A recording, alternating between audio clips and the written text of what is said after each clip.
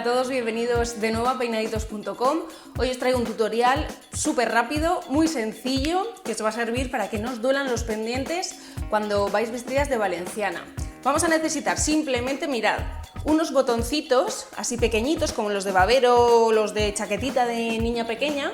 Pues nada, simplemente con esto vamos a ponerlo en el pendiente y así este tipo de cierre que va como a presión, este tipo de cierre no nos va a hacer daño, no nos va a presionar la oreja cuando lo llevemos muchas horas. Este truquito se lo debo a una clienta mía, Valerie, a la que le mando muchísimos besos porque bueno, ha sido una clienta excepcional este año y aparte me ha enseñado algunos truquitos que os voy a enseñar ahora a vosotros, como por ejemplo este. Mirad, es muy sencillo, muy rápido.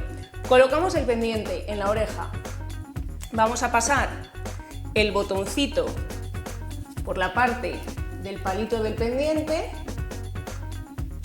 y vamos a cerrarlo y entonces el pendiente cierra sobre el botón en lugar de cerrar sobre nuestra oreja y no nos presiona y lo podemos llevar muchísimo más a gusto durante más horas. Bueno, veis, súper sencillo, voy a hacerlo con el otro pendiente, lo paso por la oreja, me voy a colocar por el palito el otro botón.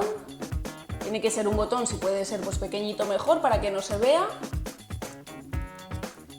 Y ya está, arreglado. Este era el tutorial, espero que os haya gustado, habéis visto que ha sido muy rápido y espero que lo pongáis en práctica las próximas fallas. ¡Hasta luego!